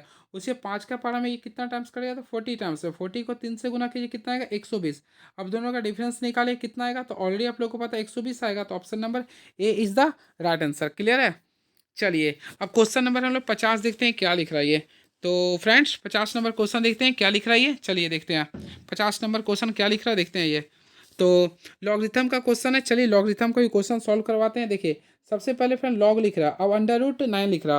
तो हम लोग 9 नहीं करेंगे, 9 को रहने देंगे। लॉग का वैल्यू क्या, रूट का वैल्यू क्या होता है, 1/2। तो 1/2 कर दिया हूँ। फिर देखिए लॉग 9 लिख रहा, तो हम लोग लॉग कर देंगे, यहाँ पे 9 लिख देंगे और आप लोग सॉल्व कीजिए। सबसे पहले ऑलरेडी पता है आप लोग को, अगर पावर रहता तो वह बाहर आता, तो यहाँ 1/2 कर देंगे, क्लियर है। अब यहाँ पे क्या करेंगे, log 9 लिखेंगे, यानी log 9 कर दिए, क्लियर है। उसी प्रकार आप लोग डिनोमिनेटर, सॉरी इसका डिनोमिनेटर में भी देख रहे होंगे, तो log क्या लिख रहा है, ये 9 लिख रहा। अब log 9 कैंसिल कर दिए, तो सिंपल अर्थ में इसका राइट आंसर क्या आएगा, हाफ बचेगा। तो काफ़ी अच्छे से अगर सॉल्व करते तो right answer option number B को क्लिक कर सकते हैं। फिर इसमें बताओ, ध्यान दीजिए आगे में फ्रेंड्स, देखिएगा ये सब सारे क्वेश्चन कॉम्प्लिकेटेड होते हैं। देखिए मैं लॉग कर दिया हूँ, क्लियर, 9 कर दिया, रूट का वैल्यू था 1/2, तो मैं 1/2 कर दिया हूँ। और उसी प्रकार ये क्या था, log 9 था, तो log 9, ये देखिए हम लोग क्या करेंगे, ये जो हाफ है इसको बाहर कर देंगे। फिर यहाँ पे लिखेंगे log, देखिए हाफ कर देंगे log 9, और उसी प्रकार डिवाइड भी किससे करेंगे, log 9 से। log 9 कट गया तो क्या बचेगा, 1/2। तो काफ़ी अच्छे से सॉल्व कीजिएगा। तो फ्रेंड इसका राइट आंसर आएगा हाफ, 1/2। चलिए नीचे गए त्रिभुज ABC में AB बराबर BC, कोण B बराबर X और कोण A बराबर 2x-20 है। तो एंगल B का मान निकालना है। सबसे पहले आप लोग को मैं बताना चाहता हूँ, देखिए AB बराबर BC है, यानी कि फ्रेंड देखिए A और सॉरी इसमें B को कैंसिल कर दीजिए ना, A और C बराबर हो गया, यानी कि C में भी क्या होगा, 2x-20 होगा। अब तीनों को हम लोग सम करेंगे। तो फ्रेंड्स ऑलरेडी आप लोग कीजिए, तो 2x 4x और x कितना आ गया, 5x आ गया। 5x-40, अब तीनों का एंगल कितना, तो 180 होता है। तो सिंपल वे में 5x का वैल्यू ज्ञात कीजिए, तो 180 प्लस ये चाहिए, यानी कि 220 आ गया। आप लोग सॉल्व कीजिए, तो सिंपल वे में अगर आप लोग सॉल्व कीजिएगा तो 5 चौक 20, 5 चौक 20, यानी कि 44 आएगा। तो काफ़ी अच्छे से x का वैल्यू, यानी b का वैल्यू x, यानी 44 degree is the right answer, यानी ऑप्शन नंबर सी को क्लिक कर सकते हैं। चलिए अब क्वेश्चन नंबर 52 देखते हैं क्या लिख रहा है ये। सार्स का पूर्ण रूप क्या है। तो काफ़ी अच्छे से मैं आप लोग को बताना चाहता हूँ फ्रेंड। देखिए सबसे पहले सार्स, देखिए सार्स अगर आप लोग लिखते हैं तो देखिए लिख देता हूँ मैं, देखिए आर SARS होता है, क्लियर है। तो फ्रेंड्स मैं आप लोगों को बताना चाहता हूँ, इसका फुल फॉर्म होता है, देखिए एस पर होता है सीवियर स्क्वाट रिस्पिरेटरी सिस्टम होता है, क्लियर है। तो ऑप्शन के अकॉर्डिंग देखना चाहते हैं तो right answer option number B होगा, सीवियर एस्क्यूट रेस्पिरेटरी सिस्टम होता है, क्लियर है। सीवियर एस्क्यूट रेस्पिरेटरी सिस्टम होता है। अब मैं आप लोगों को बताना चाहता हूँ, वर्ड फ्लू को एवियन इन्फ्लूजा, टाइप फ्लू, जीनस से एवियन फ्लू भी कहलाता है, क्लियर है। उसी प्रकार बात करना है एलिजा, देखिए एक होता है एलिजा टेस्ट, आप लोग को ऑलरेडी मैं पढ़ाया था। देखिए एलिजा का फुल फॉर्म क्या होता है, देखिए ई फोर होता है इंजाम, एल फोर होता है लिंक, आई फोर होता है इम्यून्यू, एस फोर होता है सिंड्रोम, ए फोर होता है ऐसे, यानी इंजाम लिंक इम्यून्यू ऐसे लिख सकते हैं, क्लियर है। उसी प्रकार एक होता है डीएनए, तो डीएनए का फुल फॉर्म क्या होता है, डीऑक्सी राइबोस न्यूक्लिक एसिड होता है, क्लियर है। एक होता है आरएनए, तो राइबो न्यूक्लिक एसिड। तो ये सारी चीज़ों को आप लोग नोट डाउन कर सकते हैं। नेक्स्ट क्वेश्चन आ चुका है, देखिए ऐच्छिक गुणों के लिए जिम्मेदार डीएनए के खंड को एक पौधे से दूसरे पौधे में प्रत्यारोपित करने से क्या प्राप्त होता है। तो मैं आप लोग को बताना चाहता हूँ, ऐच्छिक गुणों के लिए जिम्मेदार डीएनए के खंड को एक पौधे से दूसरे पौधे में प्रत्यारोपित करने से आनुवांशिक रूपांतरित फसल प्राप्त होता है। तो फ्रेंड इसमें राइट आंसर अगर देखा जाए तो राइट आंसर होगा option number C is the right answer, clear है। चलिए बात करते हैं फ्रेंड्स, अगर चलिए अब नेक्स्ट क्वेश्चन देखते हैं क्या लिख रही है। तो नेक्स्ट क्वेश्चन देखते हैं हमारे बीच में क्या रही है। हाँ, निम्नलिखित में कौन सा दांत का बाहरी आवरण होता है। तो ऑलरेडी फ्रेंड्स आप लोग को पता होगा, देखिए दांत के कुल 4 प्रकार होते हैं। तो इसके लिए ट्रिक आप लोग याद करिए, ICPM याद करिए, इंसीजर, कैनाइन, प्री मोलर और मोलर होता है। इसके लिए ट्रिक याद कीजिए, देखिए 21 23 होता है, 21 23 होता है। और सारी संख्या को आप लोग क्या कीजिए, 4 से मल्टीप्लाई कीजिए, यानी कि ये जो है ना, इसको भी आप लोग 4 से गुना कीजिए, तो इसको भी 4 से गुना कीजिए, सारे को 4 से गुना कीजिए। तो सिंपल वे में अगर आप लोग गुना करते हैं तो देखिए यहाँ पे आ जाएगा 8 आ जाएगा, ये आप लोग का 4 रहेगा, ये 8 रहेगा, ये 12 आएगा। यानी कि इंसीजर की संख्या 4 होता है, कैनाइन की संख्या 4 होता, सॉरी, इंसीजर की संख्या 8 होता है, कैनाइन की संख्या 4 होगा, प्री मोलर की संख्या 8 होगा, मोलर की संख्या 12 होता है। क्लियर है? अब देखिए यहाँ पे बोला कौन सा दांतों का बाहरी आवरण होता है। तो ऑलरेडी फ्रेंड्स आप लोगों को बताना चाहता किसी दांत के बाहरी आवरण को एनामेल कहते हैं। तो राइट आंसर होगा ऑप्शन नंबर बी, एनामेल को किसी दांत का बाहरी आवरण कहते हैं। और फ्रेंड्स मैं आप लोगों को बताना चाहता हूँ यह सबसे स्ट्रॉन्गेस्ट पार्ट होता है। क्लियर है?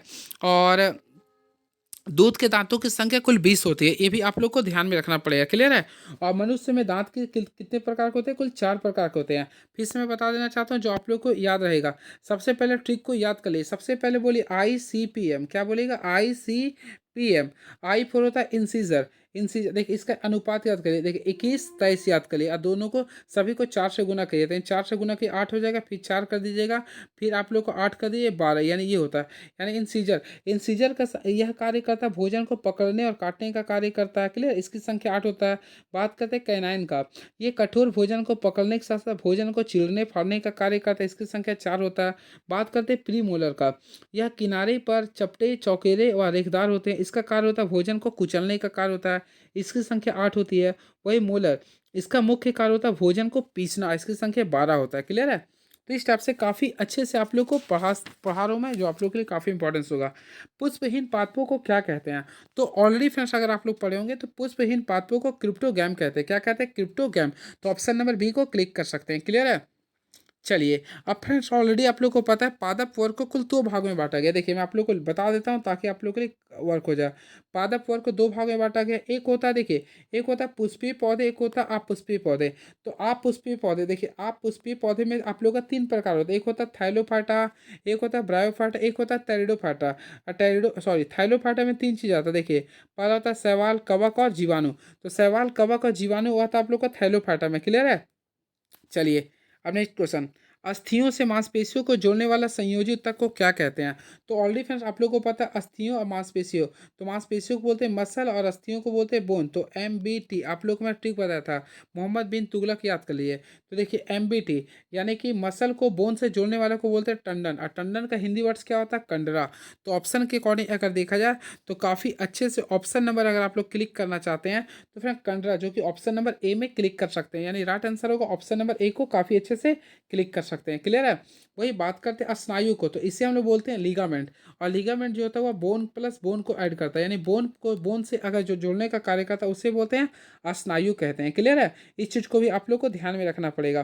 बात करते हैं न्यूरॉन्स को, तो मनुष्य के शरीर का सबसे लंबी जो कोशिका होता है वह न्यूरॉन्स होता है, जिसे तंत्रिका ऊतक भी कहते हैं। क्लियर है? चलिए नेक्स्ट क्वेश्चन, मनुष्य में कितनी जोड़ियां कपाल तंत्रिकाएं होती है? तो फ्रेंड्स मैं आप लोग को बताना चाहता हूँ मनुष्य में कुल 12 जोड़ी कपाल तंत्रिकाएं होती है। तो right answer option number B को क्लिक कर सकती है, यानी मनुष्य में कुल 12 जोड़ी कपाल तंत्रिकाएं होती है। और जंतु में सबसे लंबी कोशिका तंत्रिका कोशिका होती है, और तंत्रिका तंत्र की इकाई न्यूरॉन होती है। इसके साथ साथ फ्रेंड्स याद रखिएगा मनुष्य में मेरु तंत्रिकाओं की संख्या 31 होती है, इस चीज़ को भी आप लोग को ध्यान में रखना पड़ेगा। क्लियर है? आधो तंत्रिका कोशिकाओं के संगम को सिनप्स कहते हैं, ये भी आप लोग को ध्यान में रखना पड़ेगा। विश्व पृथ्वी दिवस कब मनाते हैं? तो फ्रेंड मैं आप लोगों को बताना चाहता हूँ विश्व पृथ्वी दिवस प्रत्येक वर्ष 22 अप्रैल को मनाते हैं। कब मनाते हैं? 22 अप्रैल को मनाते हैं। क्लियर है? और 22 मार्च को बिहार दिवस मनाते हैं। 22 मार्च को क्या मनाते हैं? बिहार दिवस। इसके साथ साथ फ्रेंड बिहार 22 मार्च को जल दिवस भी मनाते हैं। क्लियर? आज 24 अप्रैल को राष्ट्रीय पंचायती दिवस मनाते हैं, और 25 अप्रैल को मलेरिया दिवस मनाते हैं। क्लियर? विश्व मलेरिया दिवस मनाते हैं। तो काफ़ी अच्छे से आप लोग याद कर सकते हैं। क्लियर है? चलिए, निम्नलिखित नदियों में से कौन सी नदी पश्चिमी घाटों में से निकलती है? सबसे पहले फ्रेंड्स मैं आप लोगों को बताना चाहता हूँ ऑप्शन के अकॉर्डिंग देखा जाए तो कृष्णा नदी पश्चिमी घाटों से निकलती है। तो ऑप्शन नंबर बी को काफ़ी अच्छे से क्लिक कर सकती है। और मैं आप लोग को बताना चाहता हूँ कृष्णा नदी महाबलेश्वर के समीप पश्चिमी घाट से निकलती है। क्लियर है? और इसकी सहायक नदी भी पूछता है, तो मैं आप लोग को बताना चाहता हूँ इसकी पहली सहायक नदी होता है भीमा। क्या होता है ये? भीमा। इसकी सहायक नदी भीमा होता है, फिर तुंगभद्रा होता है, फिर मूसी होती है, अमरावती, ये सारे इसका सहायक नदी होता है। क्लियर है? और इसकी कुल लंबाई अगर बात करते हैं तो 1401 किलोमीटर होता है। क्लियर है? बात करना चाहते हैं अपना दामोदर का, तो फ्रेंड दामोदर, तो दामोदर नदी का उद्गम स्थल झारखंड के छोटा नागपुर पठार से होती है। वही सोन नदी, तो सोन का जो सोन अमरकंटक की पहाड़ियों से निकलती है। क्लियर है। चलिए नेक्स्ट क्वेश्चन, संविधान का वो कौन सा एकमात्र हिस्सा जो पूरी तरह से हटा दिया गया। तो ऑप्शन के अकॉर्डिंग देखा जाए तो फ्रेंड्स, अगर आप लोग भाग पढ़े होंगे तो भाग नंबर 7 को पूरे का पूरे तरह से हटा दिया गया। तो राइट आंसर होगा भाग नंबर 7 को। तो संविधान के भाग 7 के अंतर्गत अनुच्छेद 338 को रखा गया था, यानी आर्टिकल नंबर 338 को भी हटा दिया गया। ये भी क्वेश्चन आता है। क्वेश्चन अगर आप लोग को पूछेगा आर्टिकल नंबर 238 का संबंध किससे है, तो राज्यों के वर्गीकरण से था। क्लियर है। फिर से मैं बताना चाहता हूँ, देखिए एक होता है आर्टिकल, देखिए सबसे पहले याद रखिएगा भाग, तो फ्रेंड याद रखिए सबसे पहले भाग नंबर 7। तो देखिए भाग नंबर 7 का जो जिक्र किया था आर्टिकल नंबर 238 में था, 238 में था। और इसमें ये कहा गया था कि राज्यों का वर्गीकरण किया गया था, यानी राज्यों का वर्गीकरण किसमें किया गया था, 238 में, 238 में, जिसे संविधान के से हटा दिया गया। क्लियर है। चलिए अब नेक्स्ट क्वेश्चन देखते हैं क्या लिख रहा है ये क्वेश्चन आप लोग खुद से देखिएगा। नेक्स्ट क्वेश्चन, चलिए कुछ कुछ क्वेश्चन फ्रेंड खुद से देखिए जो आप लोग के लायक है, मैं उस चीज़ को मैं पूरे के पूरे डिफरेंस से बता रहा हूँ। चलिए अब देखते हैं, ये आप लोग का क्वेश्चन आ चुका है, इनक्वालिटी का क्वेश्चन है। तो देखिए सबसे पहले इनक्वालिटी का क्वेश्चन आप लोग बनाते हैं। तो देखिए आप लोग को क्या बोला, W is greater than you, क्या डब्ल्यू यू से बड़ा है। तो अगर आप लोग देखिए, आप लोग को देखना चाहते हैं क्वेश्चन से, आप लोग देखिए डब्ल्यू और यू में संबंध कीजिए। तो देखिएगा आप लोग यू है बराबर भी है, और यहाँ पे ये लेस में लिख रहा है डब्ल्यू, तो पहला आप लोग का, हाँ पहला, हाँ देखिए आप लोग अगर फोकस करते हैं तो देखिए यू और देखिए यू और भी दोनों बराबर है। ठीक है। तो आप लोग ऑलरेडी देख सकते हैं डब्ल्यू भी क्या होगा, यू से बड़ा होगा, तो पहला आप लोग का क्या होगा, सही हो जाएगा। क्लियर है। अब हम लोग सेकेंड की ओर चलना चाहते हैं। तो सेकेंड की ओर अगर आप लोग जाना चाहते हैं तो देखिए सेकेंड लिख रहा है आप लोग का जेड, जेड लिख रहा है, फिर देखिए ग्रेटर देन यू भी हो रहा। तो जेड को भी से देखना सही होता है, ये गलत। तो सबसे पहले जेड और भी का कॉम्बिन यहाँ पे यूज करना होगा। तो देख सकते हैं यहाँ पे भी था, फिर देखिए लेस है, फिर डब्ल्यू है, लेस एंड इक्वल जेड है, यानी कि आप लोग देखना चाहते हैं जेड ही बड़ा सबसे आ रहा। तो आपको ये भी सही है, यानी कि देखा जाए तो राइट आंसर ऑप्शन नंबर 1 और 2 दोनों होगा, यानी कि दोनों सही हो गया। बात करते हैं थर्ड का, जेड और यू का। तो फ्रेंड जेड का और यू का देखिएगा अपोजिट डायरेक्शन नहीं है, तो आप लोग का थर्ड जो गलत हो जाएगा। तो राइट आंसर देखा जाए तो केवल ऑप्शन नंबर 1 और 2 सही है। तो 1 और 2 यानी कि option number D is the right answer. चलिए अब नेक्स्ट क्वेश्चन देखिए, इस सब क्वेश्चन को चलिए सॉरी फ्रेंड्स, क्वेश्चन नंबर आ चुके हैं 67 का, जो कि आप लोग के सामने त्रिकोणमिति का क्वेश्चन है। 3 sine square theta plus 7 cos square theta बराबर 4 है। तो tan थीटा का मान निकालना है। तो काफ़ी अच्छे से आप लोग फ्रेंड्स क्या कीजिए, मान पुट करके बना सकते हैं। मैं वेट करूंगा आप लोग का आंसर है, इसे खुद से बनाने का प्रयास कीजिएगा। क्लियर है। आप लोग क्या कीजिए 0 से लेकर 90 डिग्री तक इसमें वैल्यू पुट करके देखिए, और पुट करके देखिए जो वैल्यू पुट करने पे 4 आ जाता है, वही आप लोग को एंगल पुट कर दीजिए tan थीटा में, वही आप लोग का आंसर आ जाएगा। क्लियर है। वैसे मैं आप लोगों को बताता हूँ, अगर theta equal to 60 degree use कीजिए, देखिए 3 है और साइन 60 का वैल्यू क्या होता है, √3/4, और √3 का स्क्वायर क्या होगा, केवल 3, और √3/2 होता है, 2 का स्क्वायर क्या होगा 4, प्लस यहाँ 7 कीजिए, यहाँ पे क्या होगा 1/4 होगा। अब आप लोग इसे सॉल्व कीजिए, तो सॉल्व कीजिएगा तो देखिएगा 9/4 पाए, देखिए यहाँ पे जब सॉल्व कीजिएगा तो सिंपल वे में 9/4 आ जाएगा, और एक और सॉल्व किया तो 7/4 आएगा। तो टोटल सॉल्व कीजिएगा तो 16/4 आएगा, यानी कि 4 आप लोग का आ गया। तो आ गया थीटा बराबर क्या पुट किए 60 डिग्री। तो उसी प्रकार फ्रेंड tan 60 का वैल्यू, तो ऑलरेडी आप लोगों को पता है tan 60 का वैल्यू क्या होता है, तो √3 होता है। क्या होता है √3। तो काफ़ी अच्छे से ऑप्शन नंबर सी को क्लिक कर सकते हैं। नेक्स्ट क्वेश्चन, एक घड़ी विक्रेता 22 क्या लिख रहा, 2,25,936 रुपये प्रति घड़ी के मूल्य पर घड़ियां बेचता है। हालांकि उसे 10% और 20% की दो क्रमगत छूट देनी पड़ती है। तो अंकित मूल्य ज्ञात करना है। तो फ्रेंड जब भी इस टाइप्स का क्वेश्चन आता है आप लोग को अंकित मूल्य निकालना, तो एमपी, तो एमपी बराबर क्या कीजिए जो मूल्य दिया यानी कि 22,55936 है, इसको 10% और 20% के रूप में आप लोग को डिस्काउंट दे, 10% का डिस्काउंट दीजिए तो 90/100 कीजिएगा, और उसी प्रकार 20 का लिखिएगा तो 80 क्या लिखिएगा 100 लिखिएगा। क्लियर है। अगर आप लोग इसे सॉल्व करते हैं तो सिंपल वे में friend 313,800 is the right answer. तो ऑप्शन नंबर डी को काफ़ी अच्छे से क्लिक कर सकते हैं। चलिए क्वेश्चन नंबर नेक्स्ट देखते हैं, यदि किसी भिन्न का अंश उसके हर से 2 कम है, तो यदि किसी भिन्न का अंश उसके हर से 2 कम है, यदि अंश में से 2 घटाया जाए और हर में 2 जोड़ दिया जाए, तो नई भिन्न 1/3 प्राप्त होती है। तो मूल्य संख्या ज्ञात करें। फ्रेंड जब भी स्टेप्स का क्वेश्चन आता है आप लोग ऑप्शन से बनाइए। तो ऑप्शन इसका राइट आंसर मान लीजिए कि ऑप्शन नंबर है, मैं मान लेता हूँ। अब देखिए इसका राइट आंसर वैसे 5/7 है। देखिए इसी से बनाता हूँ। देखिए यदि किसी भिन्न का अंश इसके हर से 2 कम है, देखिए ये जो अंश देख रहे हैं 5 जो है 7 से 2 कम है, यानी पहला सेटिस्फाइड कर दिया। यदि अंश में से 2 घटाया जाए, यानी कि 5 में से 2 घटा दिया 3 आ गया, और हर में जोड़ दिया यानी 7 में से 2 जोड़ दिया 9 आ गया। तो फिर क्या आ रहा है, 1/3 आ रहा है ना। तो इस टाइप से आप लोग इस टाइप का जब भी फ्रैक्शन का क्वेश्चन आता है फ्रेंड, तो आप लोग ऑप्शन से बनाइएगा, काफ़ी ईजी हो जाता है आप लोग के लिए। क्लियर है? चलिए अब क्वेश्चन पाई चार्ट का क्वेश्चन है, तो चलिए आप लोग खुद से बना सकते हैं। वैसे देख लेता हूँ, तो पाई चार्ट का क्वेश्चन काफ़ी इजी होता है, आप लोग खुद से बनाइए। क्या लिख रहा है इसमें, देखिए ये जानकारी दिया हुआ है, इसमें आप लोग को निकालना है कर्नाटक क्षेत्र में कुल कितनी इकाइयाँ बेची है। तो कर्नाटक कहाँ लिख रहा है आप लोग देखिए, हाँ 40% है। तो फ्रेंड सबसे पहले टोटल देखेंगे कितना था, 120 मिलियन था। तो एक सॉरी, तो फ्रेंड्स 120 मिलियन का हम लोग क्या करेंगे, 40% निकालने का भरपूर प्रयास करेंगे। तो इससे अगर निकालेंगे तो कितना आएगा, 12 चौक 48। तो काफ़ी अच्छे से ऑप्शन नंबर सी को क्लिक कर सकते हैं। चलिए, एक दुकानदार 1 केजी के स्थान पर 800 ग्राम का वाट प्रयोग करता है, तो उसका लाभ क्या होगा। सबसे पहले फ्रेंड जब भी स्टेप्स का क्वेश्चन आता है तो आप लोग एक ही वर्क कीजिए। देखिए यहाँ पे था 1 केजी, यानी 1 केजी बराबर 800 ग्राम, 1 केजी बराबर 1000 ग्राम होता है। यहाँ पे कितना है, 800 ग्राम का यूज करते हैं। तो दोनों का डिफरेंस लेंगे तो कितना आ गया, 200 ग्राम का यूज कर रहे हैं विथ रिस्पेक्ट टू कितना, यानी कि 800 ग्राम का प्योर दिए थे, इंटू 100 आप लोग कॉल कर दीजिए। तो फ्रेंड्स अगर यहाँ से सॉल्व कीजिए तो डायरेक्ट सिंपल वे में इसका क्या आंसर आएगा, 25%। तो राइट आंसर 25%, यानी कि option number C is the right answer. तो काफ़ी अच्छे से इसका ऑप्शन नंबर सी को क्लिक कर सकते हैं। 72, निम्नलिखित में किसमें सर्वाधिक मात्रा में सिट्रिक अम्ल पाया जाता है। तो ऑलरेडी फ्रेंड्स आप लोगों को पता होगा, सिट्रिक अम्ल सबसे खट्टे पदार्थों में पाया जाता है। तो ऑप्शन के अकॉर्डिंग नींबू में क्लिक कर सकते हैं। क्लियर है? चलिए अब बात करते हैं नेक्स्ट क्वेश्चन का। तो ऑप्शन के चलिए नेक्स्ट क्वेश्चन देखते हैं क्या लिख रहा है ये। तो फ्रेंड्स नेक्स्ट क्वेश्चन क्या लिखे, 34 ग्राम NH3 में इसके परमाणु की संख्या क्या होगी। सबसे पहले याद कीजिए, देखिए 34 ग्राम में लिखा 34, NH3 का आप लोग एटॉमिक मास निकालिएगा तो देखिए टोटल आता है इसका 17। अब इसको आप लोग एवोगाद्रो की संख्या से गुना कर दिए, यानी 6.022 इंटू 10⁻23 होता है। आप लोग सॉल्व कीजिए तो यहाँ पे 2, यानी कि सिंपल वे में आप लोग सॉल्व कीजिएगा। हाँ, तो फ्रेंड्स इसे आप लोग सॉल्व कीजिएगा तो NH3, तो यानी कि 6×2 12, यानी कि फ्रेंड इसके आएगा 12 गुना 10⁻²। यहाँ पे कंफ्यूज कर दे, रुकिए फिर से ध्यान दीजिएगा। 34 ग्राम का बोरा, परमाणु की संख्या कितना होगा 34 ग्राम में। सबसे पहले आप लोग को मैं परमाणु बताना चाहता, परमाणु की संख्या निकालने बोलता। तो सबसे पहले देखिए ये फार्मूला था मोल का, इसमें आप लोग अवोगाद्रो की संख्या को गुना कर दीजिए, यानी Na उसको मैं बोलता हूँ या N0 भी बोल सकते हैं, गुना NH3 में परमाणु की संख्या। तो NH3 में परमाणु की संख्या करेंगे तो M का वैल्यू इसमें ऑलरेडी देख रहे हैं 34 दिया, और इसका मॉलिक्यूलर मास कितना होता है 17 होता है। और ये फ्रेंड इसका वैल्यू क्या था 0.23 इंटू 10⁻23 होता है। और NH3 में परमाणु की संख्या 3 और 1 4 आ रहा है। अगर आप लोग इसे सॉल्व करते हैं तो सिंपल वे में आप लोग का आएगा 4.8 गुना 10⁻24।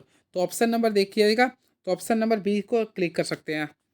चलिए अब रिएक्शन आ गया, देखिए 4, देखिए ये रिएक्शन अगर आप लोग कीजिएगा फ्रेंड तो ये आप लोग का रिडॉक्स रिएक्शन है। क्या ये रिडॉक्स रिएक्शन है, तो ऑप्शन नंबर डी को क्लिक कर सकते हैं। क्लियर है?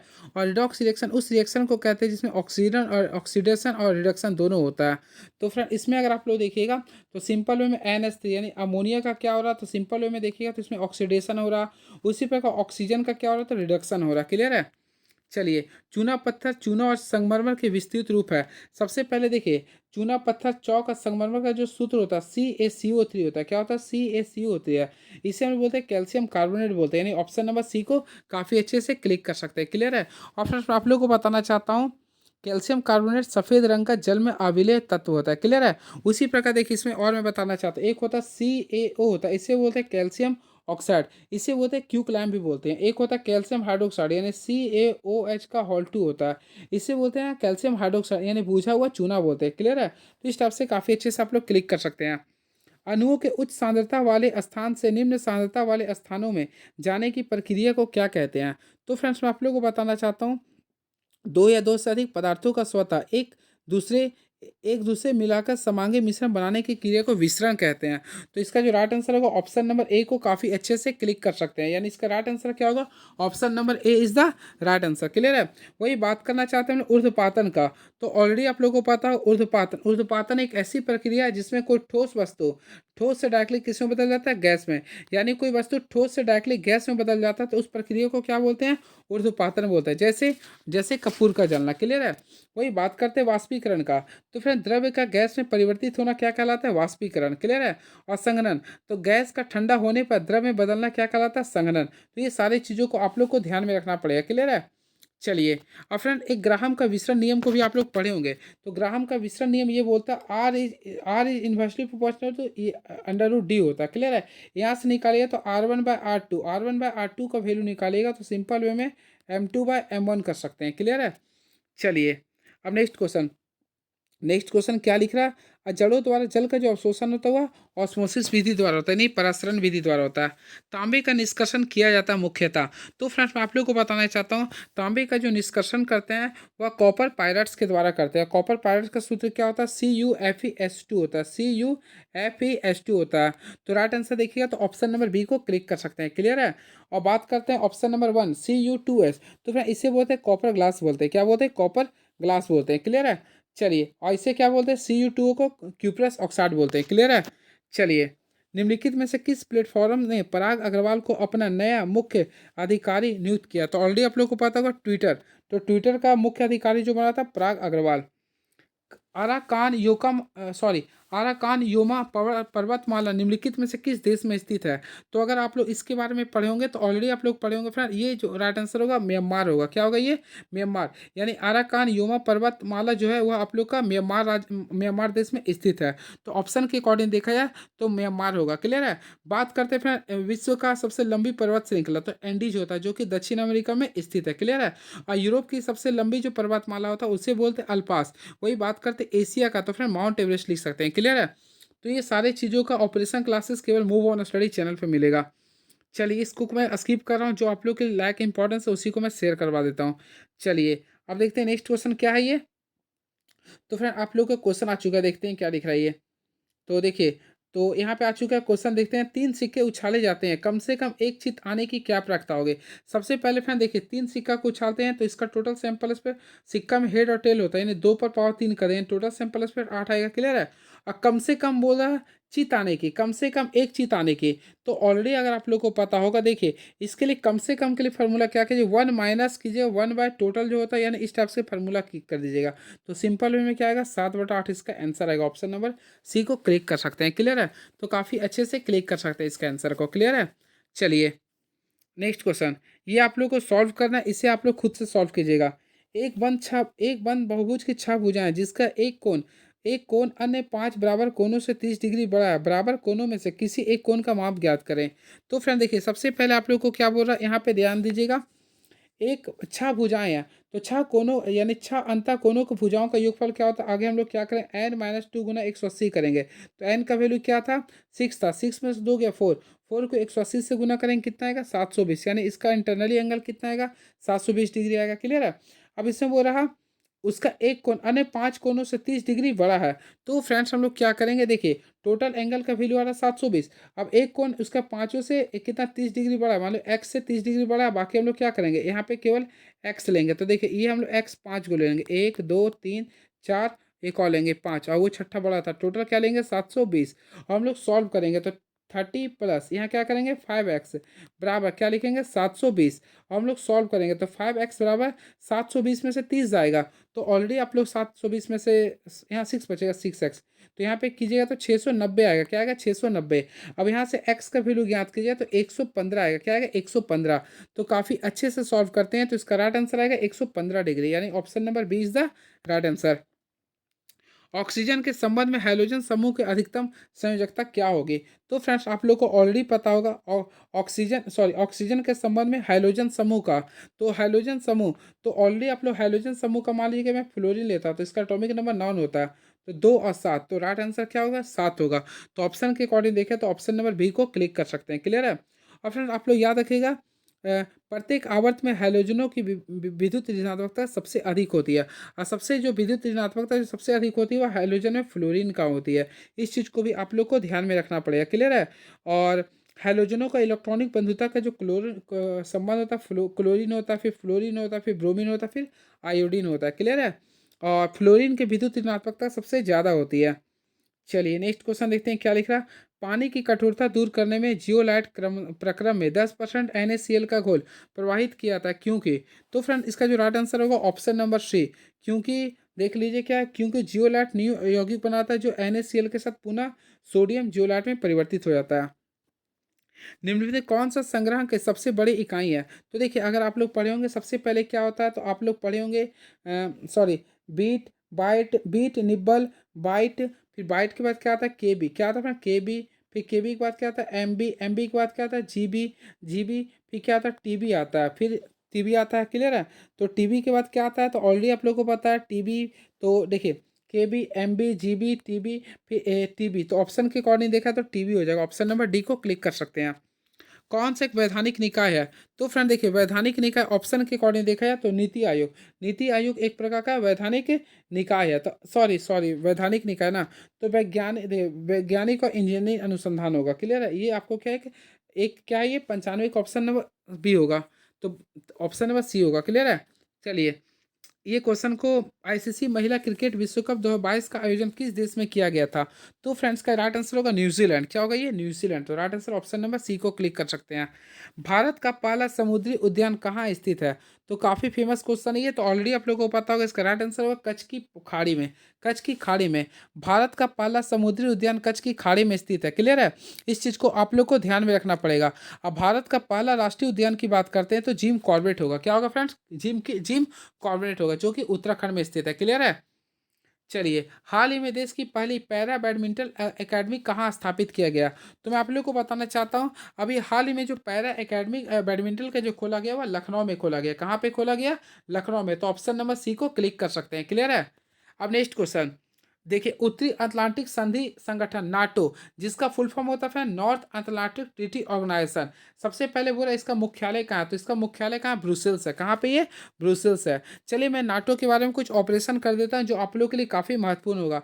सबसे पहले फिर इसका फुल फॉर्म जानिए। तो इसका फुल फॉर्म होता है नॉर्थ अटलांटिक ट्रीटी ऑर्गेनाइजेशन, और इसका स्थापना जो हुआ था 4 अप्रैल को हुआ था। कब हुआ था फ्रेंड? 4 अप्रैल 1949 को हुआ था। और जब इसका स्थापना हुआ था तो उस समय स्थापना के समय कुल देश की संख्या 12 था। कितना था ये? 12 था। और वर्तमान समय में देखिए, यानी कि एक साल पहले इसमें कुल 30 हो गया था, क्लियर है। लेकिन ये 2024 में इसमें 2 संख्या बढ़ गया। 31वां जो था वह फिनलैंड बना, 32वां जो बना वह स्वीडन। ये भी याद रखिएगा। यानी नाटो का 31वां जो सदस्य हुआ हो गया फिनलैंड, और 32वां क्या हो गया? स्वीडन हो गया। इस चीज़ को भी आप लोग को ध्यान में रखना पड़ेगा, क्लियर है। चलिए अब लास्ट क्वेश्चन देखते हैं क्या लिख रहा है ये। निम्नलिखित में से किस राज्य ने राज्य में साइबर तहसील बनाने के लिए प्रस्ताव को मंजूरी दी है? तो इसका जो राइट आंसर होगा मध्य प्रदेश। क्या होगा फ्रेंड? मध्य प्रदेश। चलिए अब आप लोग बताइएगा कमेंट बॉक्स में आप लोग का ये ऑपरेशन क्लासेस कैसा लगा। तो चलिए आज मैं आप लोग के सामने, मैं दिन में आप लोग को नहीं पढ़ा पाया था, हमारी ओवरऑल क्लासेस हो चुका है, क्लियर है। चलिए thank you so much. Please subscribe my YouTube channel move on study. और कैसा लगा आप लोग को? देखिए एक वीडियो में मैं पूरे के पूरे 100 क्वेश्चन को बता दिया हूँ, क्लियर। चाहे मैथ्स का हो, चाहे जीएस का हो, चाहे वो आपका रीजनिंग का हो, चाहे साइंस का हो। चलिए thank you so much. Hope for the best by the grace of God. Thank you so much.